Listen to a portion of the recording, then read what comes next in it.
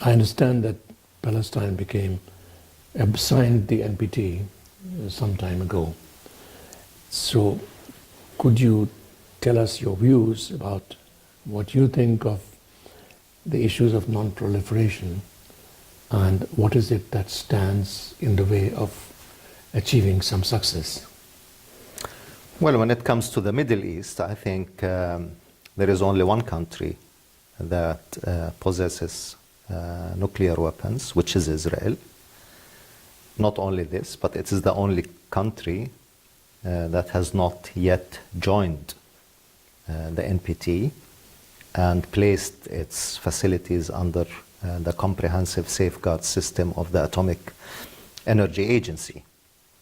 That's why the issue of the Middle East is always a big issue in PrepComs and review conference. And in fact, the last review conference in 2015 failed because there was no agreement on, particularly on a weapons-free zone, nuclear weapons-free zone in the Middle East. Mm-hmm. Palestine had signed the... Exactly. Palestine joined the NPT in February 2015. Mm-hmm. From our side, that was a commitment to show that Palestine as a state committed only to the peaceful use of nuclear energy, is committed to non-proliferation, and is committed in general to peace and security in the Middle East. Now we are in the process of signing a comprehensive safeguards agreement with the Atomic Energy Authority Agency. Mm-hmm. Again, all of the Arab countries, not only the Arab countries, the wider Middle East, Iran as well joined the NPT and has a safeguards agreement with the agency, Atomic Energy Agency. That's why the review conference of 2010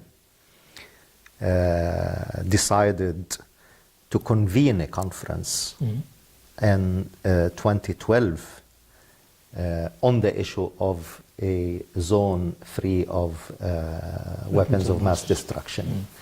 Unfortunately, the three signatory powers of the NPT, Russia, UK, and the United States, failed to convene this conference. So again, this issue is still a discussed issue at the PrepCom, this PrepCom, the first PrepCom, and for sure will be also an issue in the coming two PrepComs and ultimately in the review conference in 2020. Yeah. So, but it's difficult to predict what will happen. No, of course, it's very difficult to predict what will happen. Large number of the states in this PrepCom in Vienna, listening to the statements, to national statements, are still committed to the 2010 resolution of convening a conference on the Middle East. This is also the position of the vast majority of the Arab countries. And this is, of course, also the Palestinian position. So where do we go from here? I mean, you signed the NPT, that was not a problem, but when you became a member of the UNESCO, leaving behind your observer status, there was a big opposition to that by the US, by Israel. Does it mean that you will have to wait for times unknown till you really become a full-fledged member of UN organizations? Yes, sure. Well, because this is simply a political issue. Yeah. It's not a pure technical issue. Of course, you have on the one side UN organizations and the international organization where it is required to have a majority vote if you want to become a member.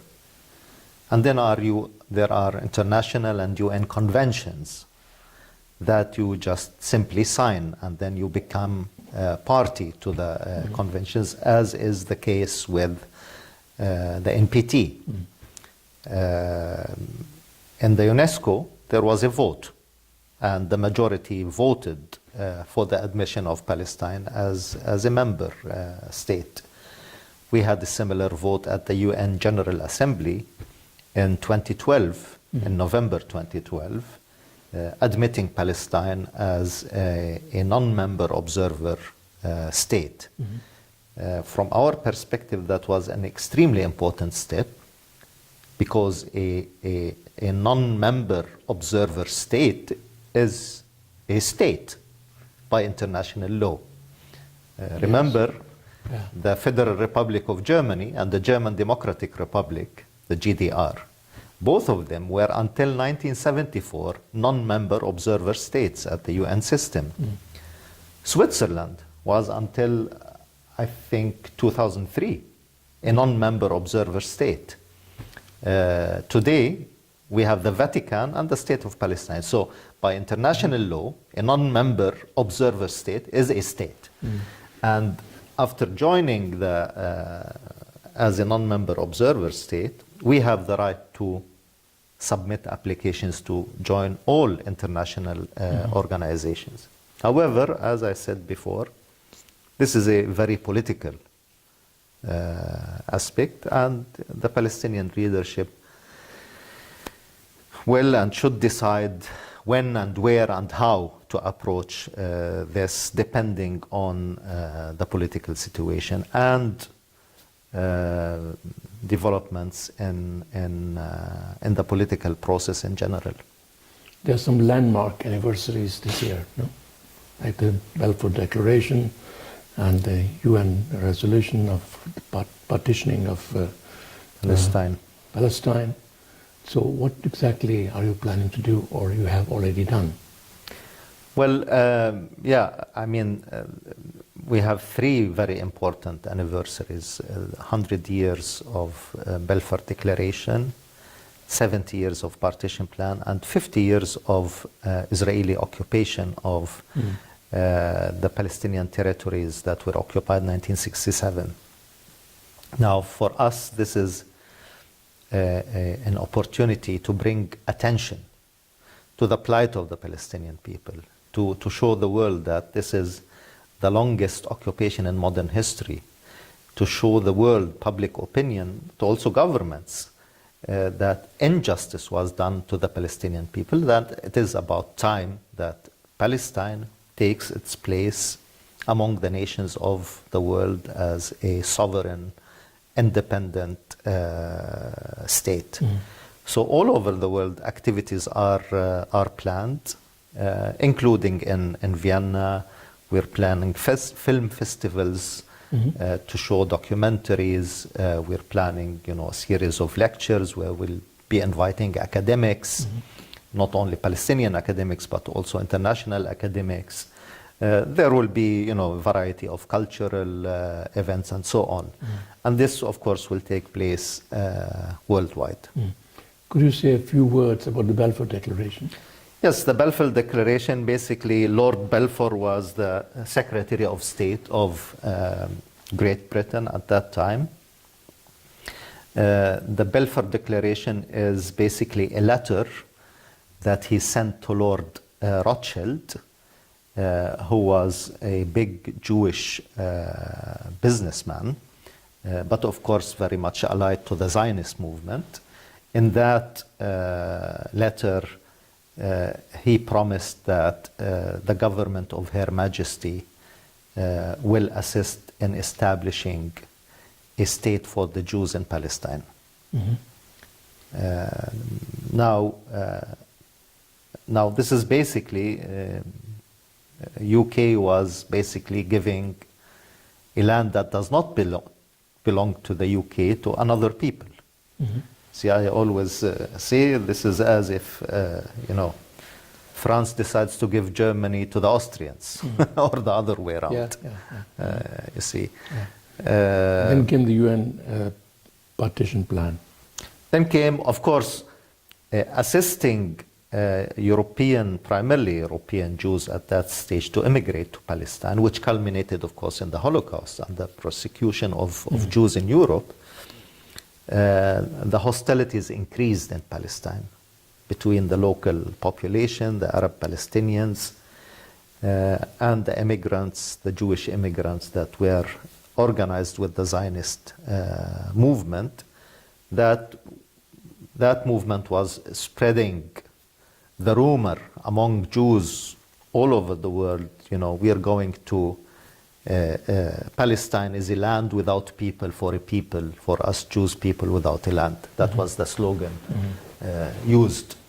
And in many documentaries, old Jewish immigrants who are now living in Israel say, we really immigrated to Palestine thinking that the country was empty. And we were shocked to see that people lived there in that country. But whatever, this is history. Now, in 1947, the international community realized that the only way to solve this problem is by dividing the land for two states. Now, Israel was then, a year later, established. Palestine never came to existence. Actually, and this is documented, the admission of Israel to the UN as a member was made conditional upon the establishment of the Palestinian state.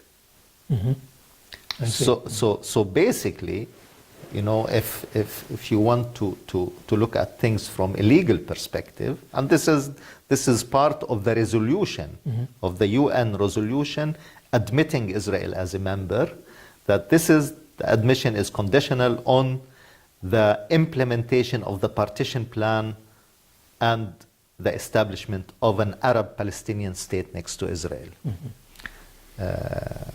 So in the course of course, at that time, Arab countries, and I have to say the vast majority of Palestinians, rejected the UN partition plan.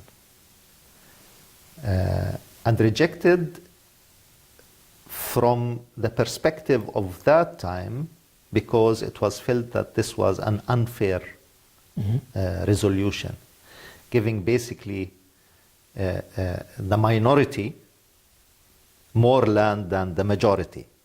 At that time, even after huge waves of Jewish immigration from Europe to Palestine, Jews were the minority.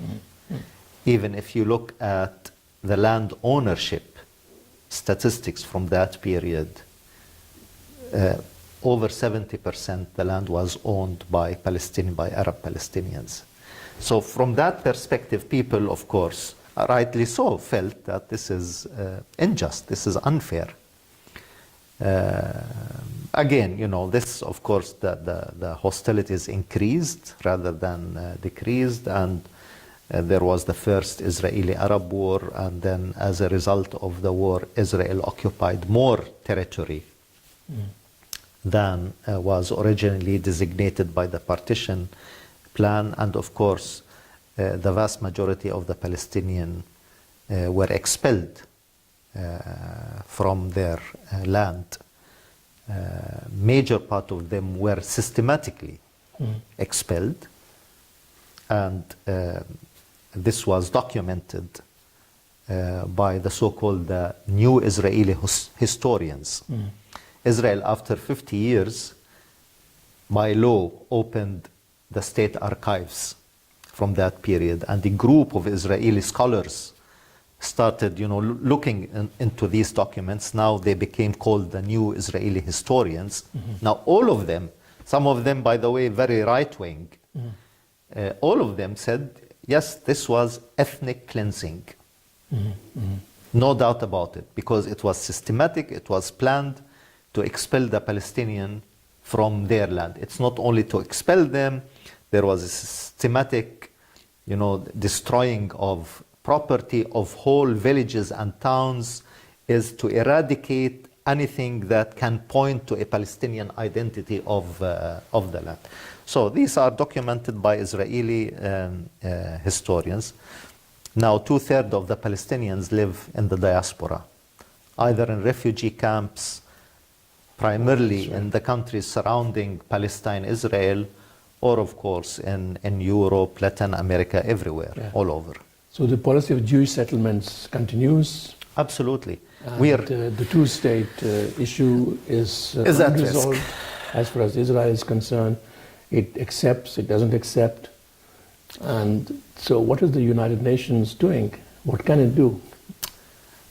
Well, let me be frank with you. Politics has nothing to do with principles or with values. Politics is pure interests and the result of a balance of power.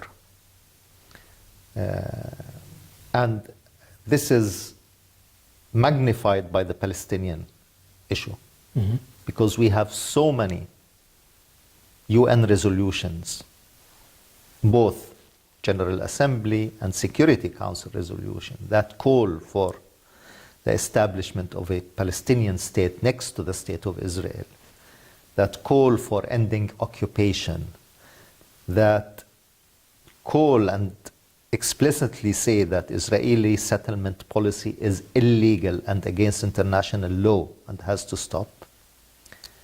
And this is not only UN resolution, there is an international consensus about this, and yet the conflict persists. That means that there is a lack of political will on the side of the international community to implement these resolutions. The president met Trump very recently in Washington, and one hears that he's planning to go to Israel and also to the Palestine state. What do you expect to come out of this visit? It is difficult to predict at this stage. I mean, this is a period of testing the waters, if you want. It is a new administration that wants to listen to all parties, that's still in the process of formulating its vision on the solution of the Israeli-Palestinian conflict. However, it's a very positive sign that Trump invited the leaders of the region who are directly involved in the conflict. This is Israel, Palestine, Jordan, and Egypt. He will soon be visiting Saudi Arabia, where he will have a summit with several heads of states, Arab heads of states, including my president. He's invited by the Saudis to this summit with Trump. Then he will head to Israel, and then he will visit Bethlehem, Palestine. So this is in itself a very positive sign that right from the beginning the administration is heavily engaged. But again, we don't know what will happen. I remember when Obama became president, one of his first trips to outside the United States was to Cairo, where he made his very famous speech in Cairo, and everybody was optimistic. We heard something new from a US president, but at the end of the day, he couldn't deliver on any of his promises vis-a-vis the Middle East. So that's why we have to be very cautious about the Trump administration. And then saying inshallah. Inshallah, let's hope for the best. Well, thanks very much. Thank you very much.